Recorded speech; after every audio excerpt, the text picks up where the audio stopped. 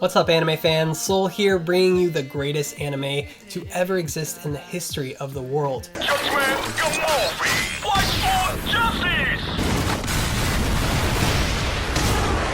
Kill la Kill version 2, aka the next 6 seasons of Fully Cooley, aka what in the actual fuck is going on?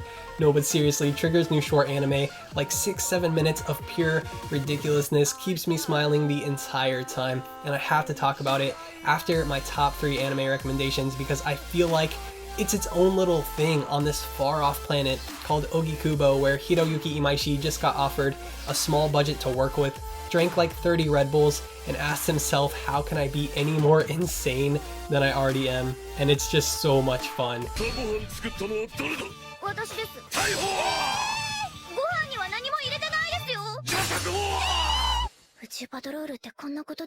But continuing my must-watch anime series with the spring season, we're celebrating with the last manga giveaway I'll have for a while. If you're a part of the guild and you want this fairy tale, volume 53, download Anime Amino in the description and I'll give you guys all the giveaway details later in the video.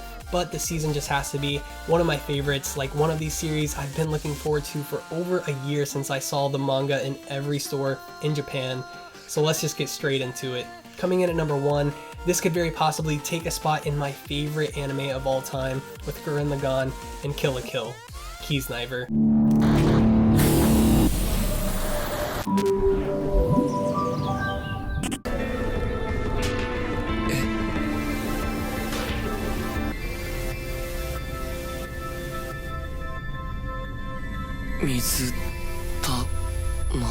Trigger has done it again in the world of anime where subpar studios keep on dishing out the same stories over and over. All I've wanted lately is something new, and Trigger delivered a breath of fresh air. Kiznaiver is Trigger's biggest anime original project since Kill la Kill. Us fanboys have been expecting something great for quite some time now, and I have to say so far, at the time of this video, about halfway into the season, I am very satisfied. Showcasing prominent features of the Kill la Kill world and flashbacks, but then taking us to a futuristic world. The animation is unique, it's vibrant, it's new, and they wasted no time jumping into one of the greatest anime openings that I've ever seen.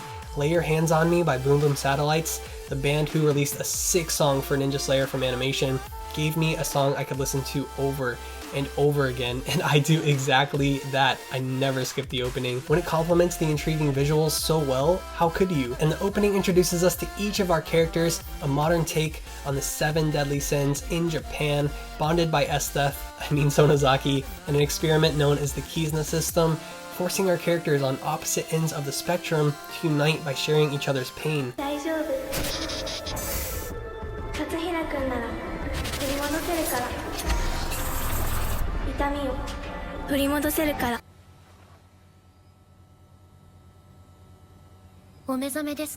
Only a few minutes into the first episode, I was asking myself, what is this like? What does this anime resemble? And my answer was nothing. This is just purely a new concept and design, but I still felt heavy elements of Anohana in the character interaction. Very strange for what I expected in a batshit crazy Trigger anime. For almost 4 episodes, I asked myself, why do these characters just exude an Anohana vibe? Anohana being one of the saddest, most heartfelt anime ever made in my opinion. Like, why? And then I figured it out. Mari Okada, who did the series composition for Anohana, is producing Kiznaiver. Go figure, but I also got hints of the Monogatari series, especially from Sonozaki, forcing her will on Katsuhira in the first episode. And so how do these elements fit into a Trigger anime? I don't know, but they made it work, giving it a distinct identity. The character development is perfect, Nico Nico Ni is hilarious, Chidori is the childhood lover, Sonozaki is super interesting, Tenga is basically Kamina, that inevitable Yuta Maki relationship I am just dying for, and Hisomu is the only one I hate. Unless that dark side of his comes out again, then he'll be interesting maybe, but we already have Nico. I feel like we don't need 2 weirdos, right? I mean, when you are watching this on crunchyroll.com/soul, look at the freaking episode titles. If you can swallow a bizarre situation like this so easily, 2 buckets of barium shouldn't be a problem. Yeah, this is most definitely a Trigger anime in its absurdity, but a little more calm and grounded and fleshed out than usual. Even the ending with the girls and their different flowers all represent something different you can go research about. I am so anxious to explore these characters, especially if Sonozaki has a fucked up childhood. Between all of the bonding, there just has to be a bigger picture. As long as they keep this perfect balance of dark, lighthearted obscurity, I think this anime will succeed. Trigger, please don't let me down. 新山君、一体そこで何をしているのかな？妖精さんを呼ぶための祭壇だよ。妖精？何をやれるんだ？あなたみたいな最高のヒーローに。Believe the hype. Boku no Hero Academia displays filled the manga shops in Japan a year ago. I had always been tempted to read the manga, but after I heard the anime was coming out, I decided to hold off. I thought this series looked badass back then, and then as we drew closer, we got to that point where people who aren't even much into anime, they will watch this. I thought the first episode was good, but not the greatest thing ever. Now as we progressed, I thought it got even better, and I'm loving it so far. I just don't want the series to be so overhyped that it kills it for others. I hate when people do that to the point that they build it up so much, and then it didn't hit your sky-high expectations, so you're a little disappointed with all the hype around it. なるんだ。憧れのヒーローに。来いよ、緑谷少年。ここが。Middle schooler Izuku Midoriya lives in a world where everyone has these superpowers known as quirks, and some of them are heroes who save the world. For the superhero genre, I really think the series does a good job spinning the typical cliches and throwing in some funny moments while also keeping the shonen style you would expect. Sadly for Izuku, he's quirkless and bullied by Katsuki, the type of character I'm always attracted to, playing that Vegeta Sasuke role, I guess. Things aren't going well for Izuku, needless to say, but through the tears and the pretty funny moments, the greatest hero in the world, All Might though, who likes saying random shit about Detroit and America, just might change his life with his epic power, one for all. Halfway through the season, I'm really enjoying myself with this one. It's a fun series, and I'm pretty sure it's going to be the next big hit.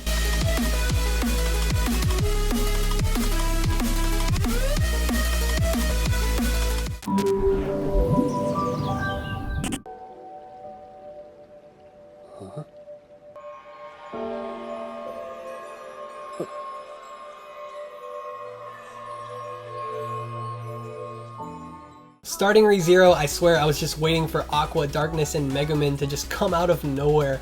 Like, I legitimately was going to be disappointed if Kazuma from last season's Konosuba anime did not show up in this world. That's how like I thought these anime were going to be. Thankfully, with that 1 hour special episode premiere, everything changed and we went from mindless fun to damn, you have my attention. That got pretty dark.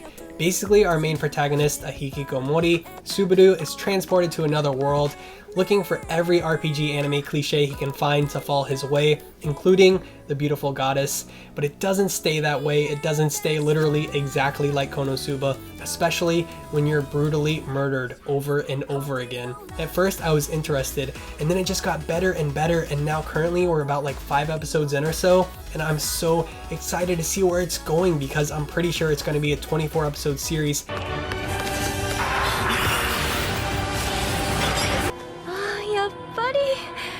あなたの腹渡はとても綺麗な色をしていると思ったの。 Right off the bat, the characters are just so diverse. The OP knight, the cute thief with an attitude, the princess with an ambiguous past.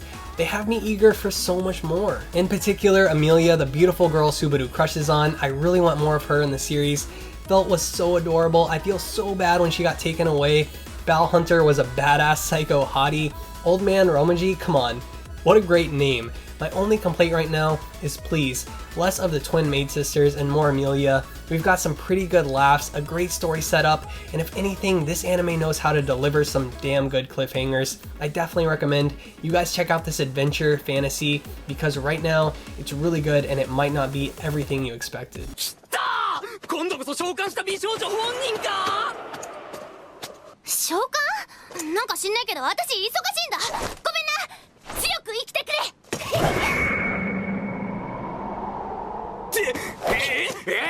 Now those are my top 3, but as I was saying at the beginning, you have to check out Hiroyuki Imaishi's short anime.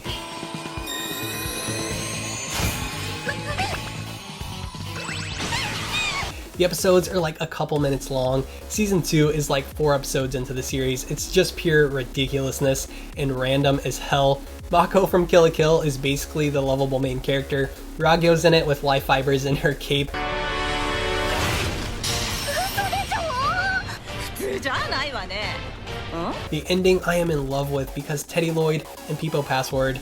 Perfect cinematography. If you love ridiculous action and a fun story, or not a fun story, I don't even know what this is, but if you love Gainax, Trigger, and Kill la Kill, go enjoy yourself. This anime just makes me smile for 7 minutes straight each episode, and I hope it gets all the praise it deserves. I still need to check out Big Order. Bungo Stray Dogs may end up being pretty good, but it wasn't really my thing. The Anime Man and I are trying to watch 100 so we can make fun of it for being a terrible version of every other light novel anime adaptation ever. Like, stop making this shit, please. If you like it, I understand, because ecchi anime, but seriously, there are so fucking many of them, and the stories are getting worse and worse. You can make better ecchi anime. It's just trying so hard to be freaking Infinite Stratos.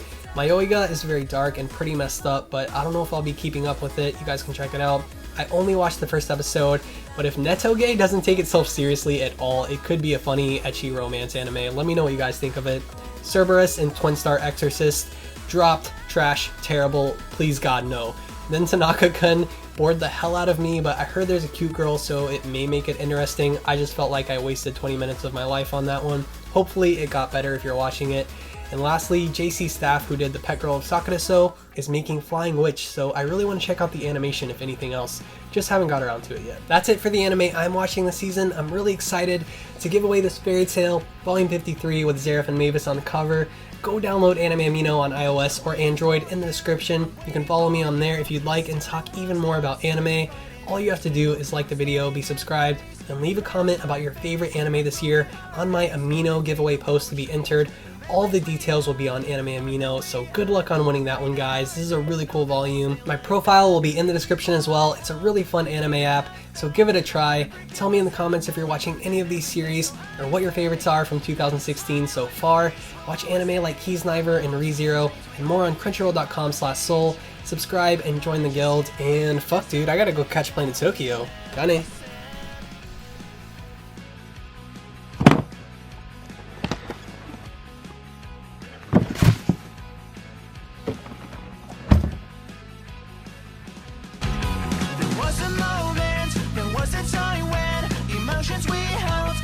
Connected, the times that we shared, the one time I cared, it vanished so fast like it wasn't even there. The thoughts that we